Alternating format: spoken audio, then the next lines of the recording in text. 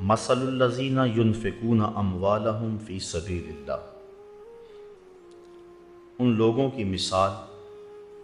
جو اپنے مال اللہ کی راہ میں خرچ کرتے ہیں، کا مثل حبۃ، ایک ایسے دانے کی طرح ہے، انبتت سبع سنابل، جس نے 7 بالیں اگائیں، فی کل سنبلۃ مئۃ حبۃ، اور ہر بال میں 100 دانے ہیں، واللہ یضاعف لمن یشاء، اللہ جس کے لیے چاہے بڑھا دے، دگنا کر دے، واللہ واسع علیم، اور اللہ تعالی وسعت اور علم والا ہے۔ راہ خدا میں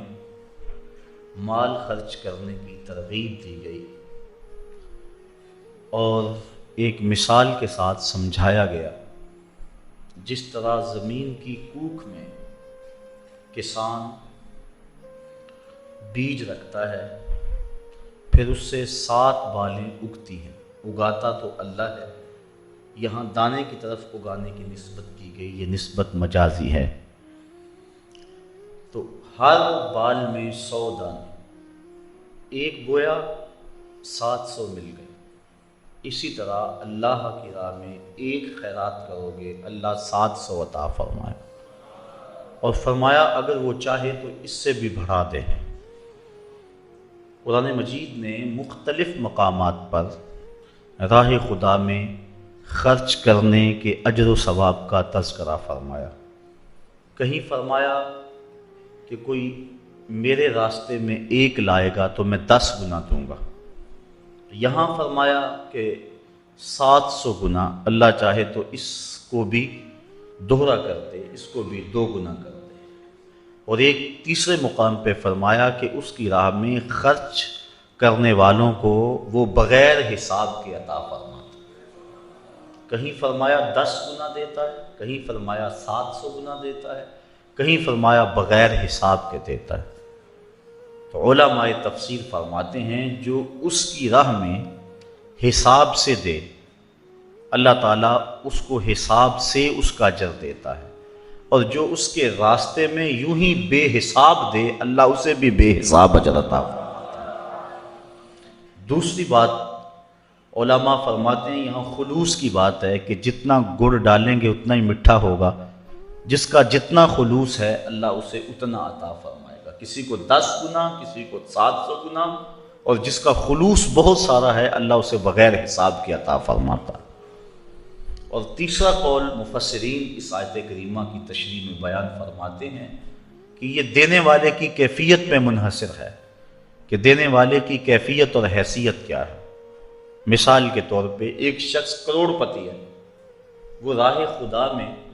ایک فقیر کو 2 روٹیاں دیتا ہے، اور ایک متوسط حیثیت کا مالک ہے، وہ بھی راہ خدا میں 2 روٹیاں دیتا ہے، اور ایک جس کے پاس کل کائنات 2 روٹیاں ہیں اور کچھ ہے ہی نہیں، فقیر آ گیا، اس نے بھی 2 روٹیاں دے دی، تو دی تینوں نے 2 روٹیاں، لیکن ہر ایک کی حیثیت کا فرق ہے،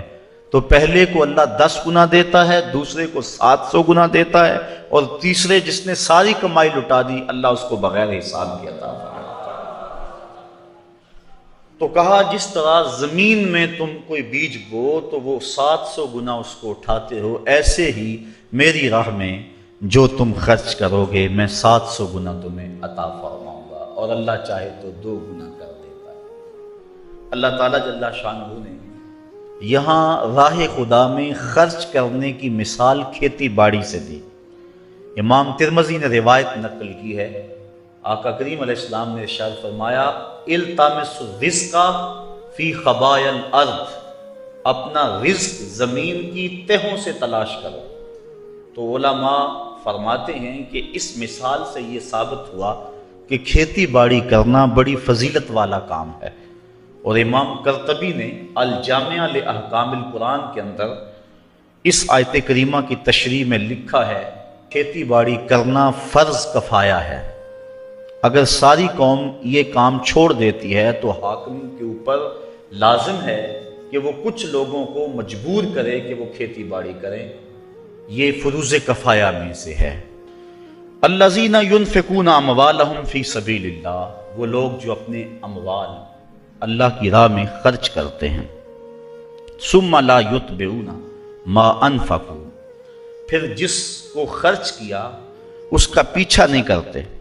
منم ولا اذا، احسان جتلا کر اور نہ اذیت دے کر،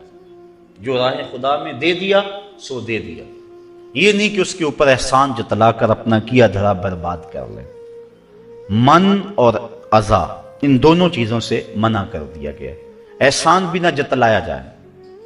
اذیت بھی نہ دی جائے، اذیت ذہنی طور پہ بھی کسی کو شاک نہ پہنچایا جائے کہ اس کو کہیں کہ جناب یہ اس کے پاس اب اتنی دولت ہے، ہمارے گھر سے اس کو جاگ لگی تھی،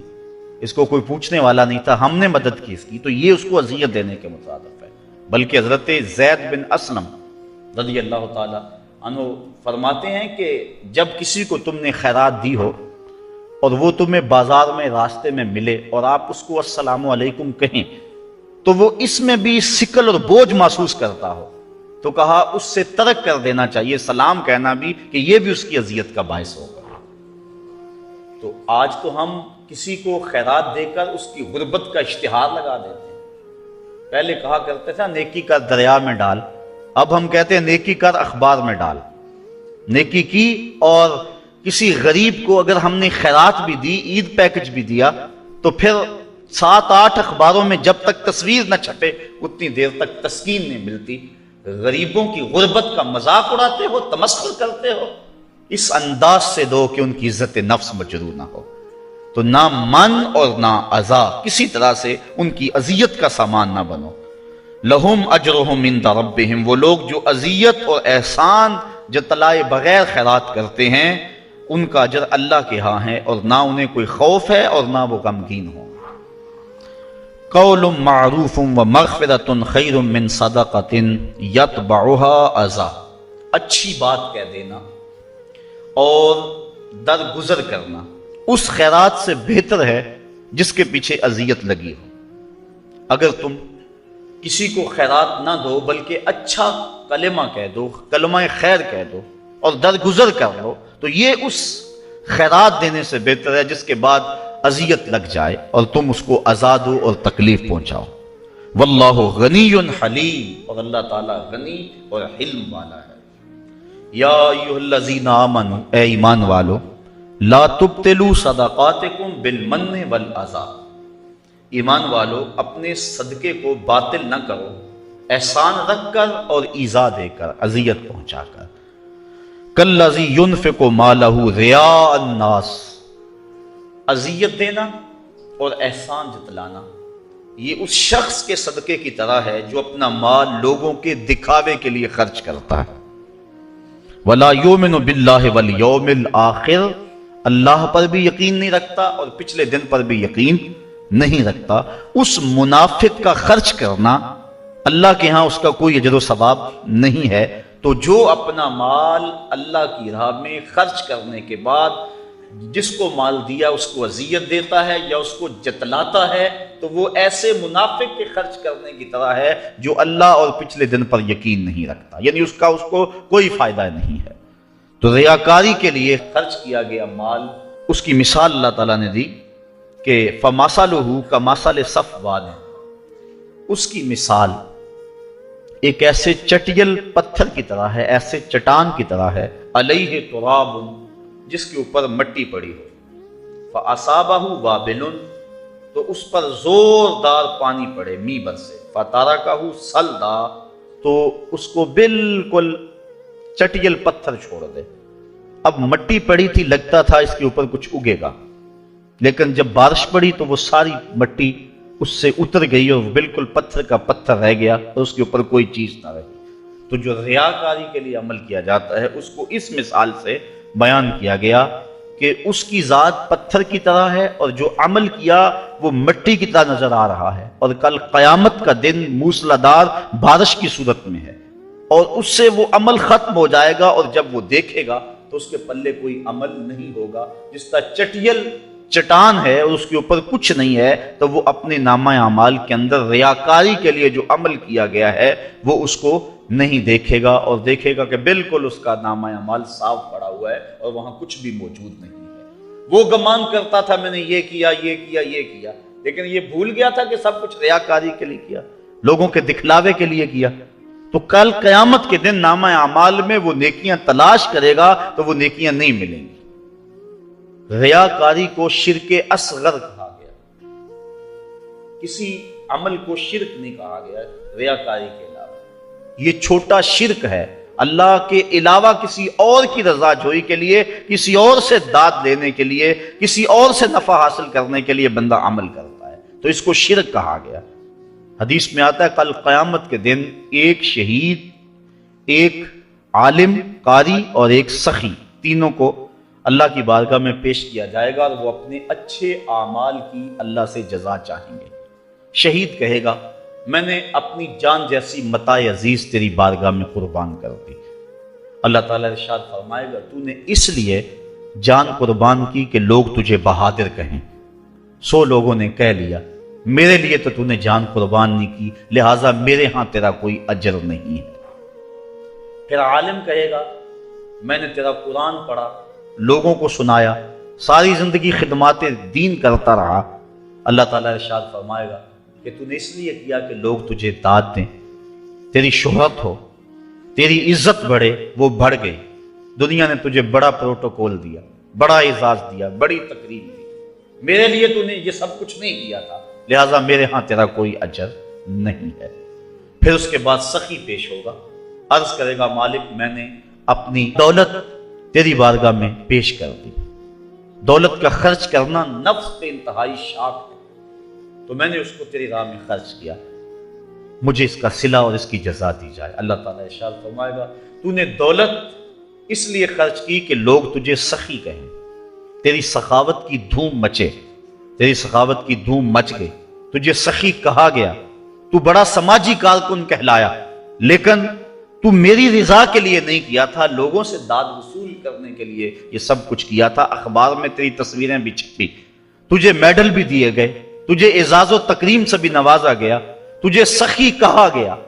تو نے میرے لیے یہ کچھ نہیں کیا تھا، لہٰذا میرے پاس تیرے اس عمل کی کوئی جزا نہیں ہے۔ تو اس طرح فرمایا کہ سخی بھی، شہید بھی اور وہ قاری بھی جو اللہ کی بارگاہ میں اپنے عمل لے کے پیش ہوں گے ان کو کوئی جزا نہیں دی جائے گی۔ مومن جو عمل کرتا ہے اس کا مقصد اللہ کی رضا ہونا چاہیے تو اجر ہے، ورنہ پانی کے اوپر لگائی گئی لکیر کی طرح کچھ بھی نہیں ہوتا، وہ عمل ضائع ہو جاتا ہے۔ تو اللہ تعالیٰ جل شانہ نے فرمایا کہ ایسے ہے اس ریاکار کی مثال جس طرح پتھر کے اوپر گرد پڑی ہو اور موسلا دار بارش برسے تو وہ گرد ختم، پتھر کا پتھر۔ اسی طرح وہ سمجھتا ہے کہ میرے نامہ اعمال میں یہ نیکی ہے، لیکن جب قیامت کا دن آئے گا تو نامہ اعمال میں کوئی نیکی موجود نہیں ہوگی، پھر ڈاڈا پچھتاوا ہوگا۔ واللہ لا یہدی القوم الکافرین، اللہ کافر قوم کو ہدایت نہیں دیتا۔ وَمَثَلُ الَّذِينَ يُنْفِقُونَ أَمْوَالَهُمُ ابْتِغَاءَ مَرْضَاتِ اللَّهِ، یہ تو ان کی مثال تھی جنہوں نے ریاکاری کے لیے مال خرچ کیا، اور یہ اس کی مثال ہے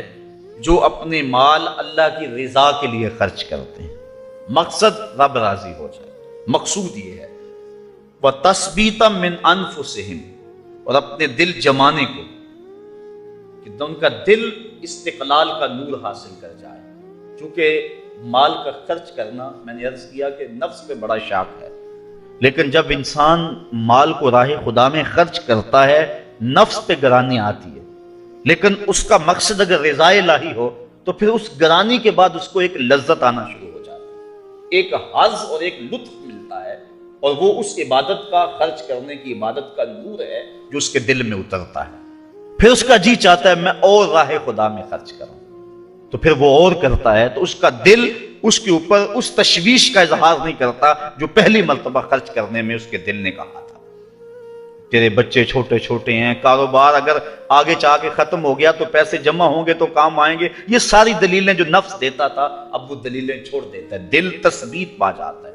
دل استقلال کی دولت پاتا ہے، پھر وہ تیسری مرتبہ خرچ کرتا ہے تو اس کو خرچ کرنے میں لذت ملتی ہے، اور وہ لذت پھر اس کی زندگی کا سرمایہ بن جاتی ہے، وہ سارا مال بھی خرچ کر دے اسے کوئی پرواہ نہیں ہوتی۔ حضرت سیدنا صدیق اکبر رضی اللہ تعالیٰ عنہ کی مثال ہمارے سامنے ہے جو اس مرتبے کے اندر درجہ کمال پر پہنچے کہ سارا مال قدموں میں ڈھیر کر دیا. آقا کریم نے پوچھا ما اب کہتا لے اہلے کا یا ابو بکر، ابو بکر گھر والوں کے لیے کیا چھوڑا؟ تو کہا اب کہتو لہم اللہ و رسولہ، حضور میرے سامنے بھی آپ ہیں، میرے گھر بھی آپ. وہ اپنے نام لیواؤں کو تنہا چھوڑتے کب ہیں، جہاں ہم دم نہ ہو کوئی وہاں سرکار ہوتے. اللہ، یہ ہے وہ استقلال. جب یہ آیت نازل ہوئی نا من ذا الذی یقرض اللہ قرضا حسنا، کون ہے جو اللہ کو قرض حسنا دے؟ تو حضرت ابو الدہداء رضی اللہ تعالی عنہ حضور کا ہاتھ پکڑا اور عرض کی حضور کیا واقعی اللہ نے ہم سے قرض مانگا ہے؟ اللہ اکبر، کیسی اس کی کرم نوازی، خود عطا کرتا ہے پھر خود کہتا ہے مجھے دو. اللہ اکبر، یہ اس کی کرم نوازی. غریب کے لیے بھی آزمائش ہے، اس کو غربت دی، وہ صبر کر کے دکھائے. اور امیر کے لیے بھی آزمائش ہے، اس کو دولت دی کہ وہ راہ خدا میں خرچ کر کے اس آزمائش میں پورا نکلے. جس کو دولت دی گئی وہ سوچے کہ میرے اندر کیا کمال دھرا تھا کہ مجھے دولت دے دی گئی. باقی جس طرح اعضائے بدنی ہیں دوسرے لوگوں کے ہیں، میرے بھی ایسے ہی ہیں.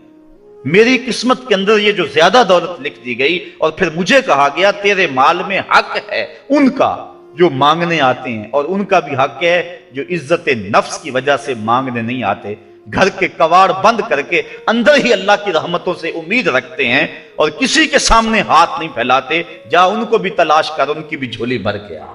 جو آگے ہیں ان کو بھی دے، اور جو عزت نفس کے لیے اپنے گھر سے باہر نہیں نکلتے جا ان کو بھی جا کے دے کے آ. تیرے مال میں ان دونوں کا حق ہے، للسائل والمحروم، سائل کے لیے بھی اور محروم کے لیے بھی.